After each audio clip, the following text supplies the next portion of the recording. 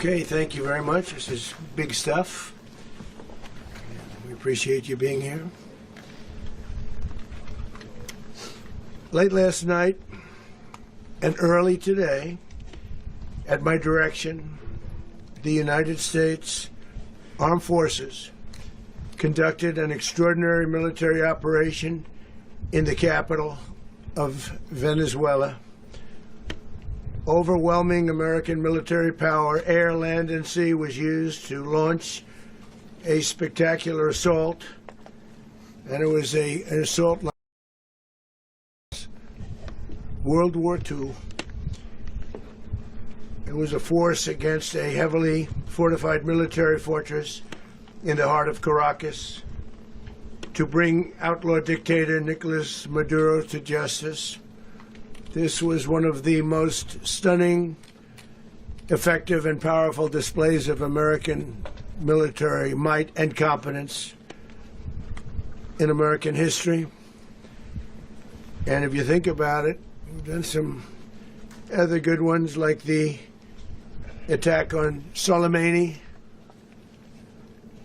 the attack on al-Baghdadi, and the obliteration and decimation of the Iran nuclear sites just recently in an operation known as Midnight Hammer, all perfectly executed and done. All Venezuelan military capacities were rendered powerless as the men and women of our military, working with U.S. law enforcement, successfully captured Maduro in the dead of night. It was dark. The lights of Caracas were largely turned off due to a certain expertise that we have. Maduro and Flores have been indicted in the Southern District of New York, Jay Clayton, for their campaign of deadly narco-terrorism against the United States and its citizens. I want to thank the men and women of our military who achieved such an extraordinary success overnight with breathtaking speed, power, precision, and competence. They were waiting for us. They knew we had many ships out in the sea, just sort of waiting. They knew we were coming. So they were in a ready, what's called a ready position, but they were completely overwhelmed and very quickly incapacitated. If you would have seen what I saw last night, you would have been very impressed. I'm not sure that you'll ever get to see it, but it was an incredible thing to see. Not a single American service member was killed, and not a single piece of American equipment was lost. We had many helicopters, many planes, many people involved in that fight. But think of that, not one piece of military equipment was lost, not one service member was, more importantly, killed. The United States military is the strongest and most fearsome military on the planet by far. With capabilities and skills our enemies can scarcely begin to imagine. We have the best equipment anywhere in the world. We're going to run the country until such time as we can do a safe, proper, and judicious transition. So we don't want to be involved with having somebody else get in, and we have the same situation that we had for the last long period of years. And it has to be judicious, because that's what we're all about. We want peace, liberty, and justice for the great people of Venezuela, and that includes many from Venezuela that are now living in the United States and want to go back to their country. It's their homeland. We can't take a chance that somebody else takes over Venezuela that doesn't have the good of the Venezuelan people in mind. We're there now, but we're going to stay until such time as the proper transition can take place. So we're going to stay until such time as, we're going to run it, essentially, until such time as a proper transition can take place. As everyone knows, the oil business in Venezuela has been a bust, a total bust, for a long period of time. They were pumping almost nothing by comparison to what they could have been pumping. and what could have taken place. We're going to have our very large United States oil companies, the biggest anywhere in the world, go in, spend billions of dollars, fix the badly broken infrastructure, the oil infrastructure, and start making money for the country. And we are ready to stage a second and much larger attack if we need to do so. So we were prepared to do a second wave if we need. We actually assumed that a second wave would be necessary, but now it's probably not.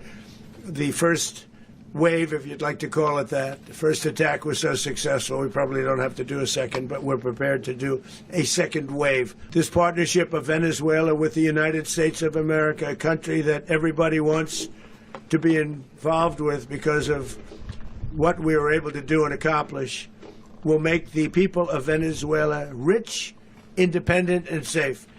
And it will also make the many, many people from Venezuela that are living in the United States extremely happy. They suffered. So much was taken from them. They're not going to suffer anymore. The illegitimate dictator Maduro was the kingpin of a vast criminal network responsible for trafficking colossal amounts of deadly and illicit drugs into the United States. As alleged in the indictment, he personally oversaw the vicious cartel known as Cartel de las Solas, which flooded our nation with lethal poison, responsible for the deaths of countless Americans, many, many Americans. Hundreds of thousands over the years of Americans died because of him. Maduro and his wife will soon face the full might of American justice and stand trial on American soil. Right now they're on a ship. They'll be heading to, ultimately, New York, and then a decision will be made, I assume, between New York and Miami or Florida. But we have people where the overwhelming evidence of their crimes will be presented in a court of law. And I've seen it. I've seen what we have. It's breathtaking that something like this could have been allowed to take place.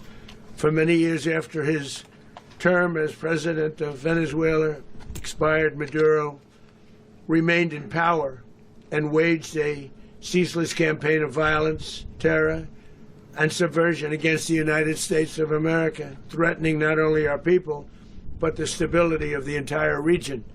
And you all saw it. In addition to trafficking gigantic amounts of illegal drugs that inflicted untold suffering, Maduro sent savage and murderous gangs, including the bloodthirsty prison gang Tren de Aragua, to terrorize American communities nationwide. And he did indeed. They were in Colorado. They took over apartment complexes. They cut the fingers off people if they called police. They were brutal. But they're not so brutal now. And I just have to congratulate our military, Pete and everybody, and our National Guard. Is Washington, D.C., because it's our nation's capital. We took it from being a crime-ridden mess to being one of the safest cities in the country. But the gangs that they sent raped, tortured, and murdered American women and children. They were in all of the cities I mentioned. As you know, they kidnapped, assaulted, and murdered. As I've said many times, the Maduro regime emptied out their prisons, sent their worst and most violent monsters into the United States to steal American lives, but no longer. And we have now a border where nobody gets through. In addition, Venezuela unilaterally seized and sold American oil, American assets, and American platforms, costing us billions and billions of dollars. They did this a while ago, but we never had a president that did anything about it. They took all of our property. It was our property. We built it. Massive oil infrastructure was taken like we were babies, so we didn't do anything about it. I would have done something about it. America will never allow foreign powers to rob our people or drive us back into and out of our own hemisphere. That's what they did. Furthermore, under the now deposed dictator Maduro, Venezuela was increasingly hosting foreign adversaries in our region and acquiring menacing offensive weapons that could threaten U.S. interests and lives. And they used those weapons last night. Potentially in league with the cartels operating along our border. All of these actions were in gross violation of the core principles of American foreign policy, dating back more than 2 centuries. And not anymore. All political and military figures in Venezuela should understand what happened to Maduro can happen to them, and it will happen to them if they aren't just, fair, even to their people. The dictator and terrorist, Maduro, is finally gone, and Venezuela people are free. They're free again. It's been a long time for them, but they're free. America is a safer nation this morning. It's a prouder nation this morning because it didn't allow this horrible person and this country that was doing very bad things to us. It didn't allow it to happen. And the Western Hemisphere is right now a much safer place to be. So I want to thank everybody for being here. I want to thank General Raisin Kane. He's a fantastic man. I've worked with a lot of generals. I worked with some I didn't like. I worked with some I didn't respect. I worked with some that just weren't good.